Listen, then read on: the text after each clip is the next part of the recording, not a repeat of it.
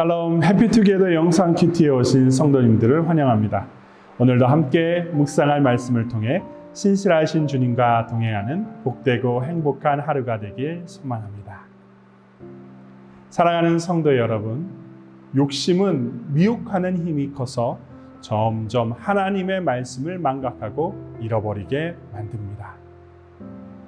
첫사람 아담과 하와 역시 욕심에 미혹되어 선악을 알게 하는 나무의 과실을 먹을 경우 반드시 죽게 된다는 하나님의 말씀을 망각하게 되어 죄를 범하였습니다. 야고보 사도는 욕심이 잉태하여 죄를 낳고 죄가 장성하여 사망을 낳게 된다고 교훈하였습니다. 그렇습니다. 욕심은 하나님의 말씀과 그의 인도함을 가리고 넘어지도록 미혹합니다. 오늘 본문에 등장하는 발람 역시 욕심에 점점 미혹되어 하나님의 뜻과는 멀어지는 행보를 보이게 됩니다. 오늘의 본문의 말씀을 읽어보겠습니다. 오늘의 말씀은 애매한 태도를 취하는 발람, 민수기 22장 15절에서 20절까지입니다.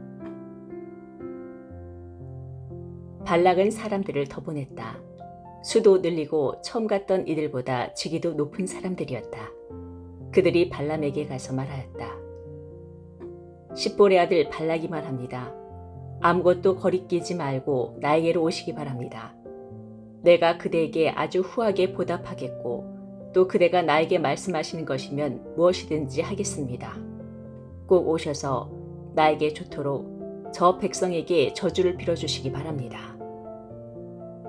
그러나 발람이 발락의 신하들에게 이렇게 대답하였다. 발락이 비록 그의 궁궐에 가득한 금과 은을 나에게 준다 해도 주 나의 하나님의 명령을 어기고서는 크든 작든 아무 일도 할 수 없습니다. 그대들은 오늘 밤은 이곳에서 묵으십시오. 주님께서 나에게 무엇을 더 말씀하실지 알아보겠습니다. 그날 밤에 하나님이 발람에게 오셔서 말씀하셨다. 이 사람들이 너를 부르러 왔으니 너는 일어나 그들과 함께 가거라.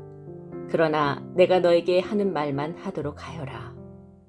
본문 속의 모압 왕 발락은 발람을 찾아갔던 첫 번째 사신단보다 더 주기가 높은 고관들로 구성된 두 번째 사신단을 발람에게 보내게 됩니다.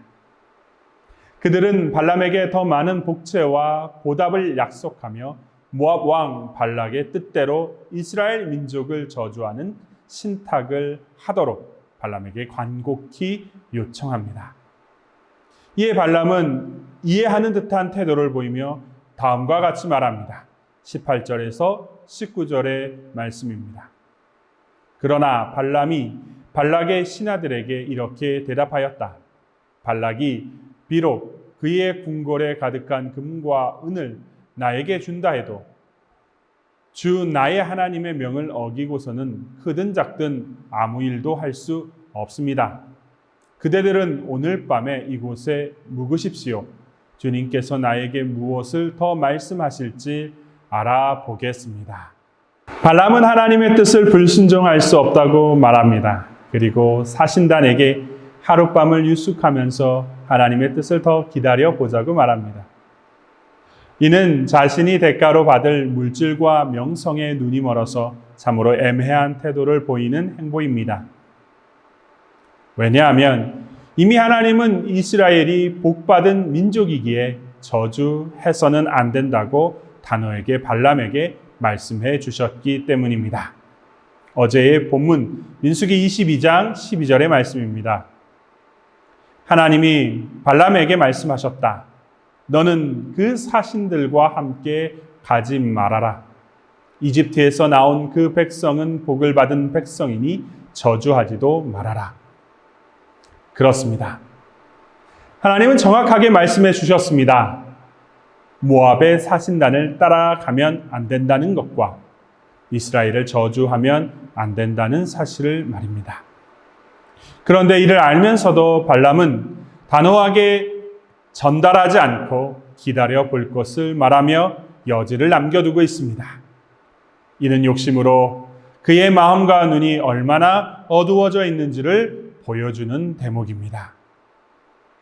사랑하는 성도 여러분, 불행하게도 우리도 발람처럼 욕심의 눈이 가리워져 하나님의 말씀이 잘 들리지 않거나 보이지 않을 수 있습니다.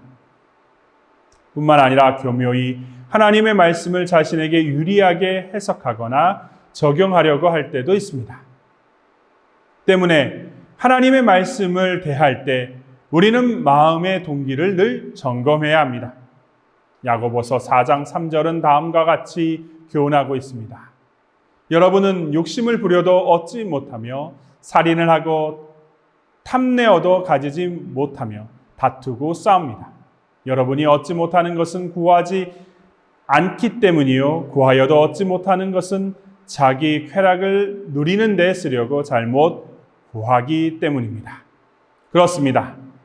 우리는 하나님의 말씀을 발람처럼 듣고도 여전히 나의 욕심대로 해석하여 세상과 타협할 수 있기에 늘 내가 욕심으로 행하고 있는지 들여다보아야 합니다. 그럴 때 어리석은 발람이 행하였던 실수를 범하지 않고 하나님을 온전케 기쁘시게 하는 복되고 아름다운 삶을 살아갈 수 있습니다. 오늘은 그런 날이 되었으면 좋겠습니다. 주신 하나님의 말씀을 나의 마음의 등불로 온전히 밝혀서 욕심을 내어버리고 하나님만을 온전하게 따르고 순종하는 삶을 살아내는 그런 복된 날이 되었으면 좋겠습니다. 기도하시겠습니다.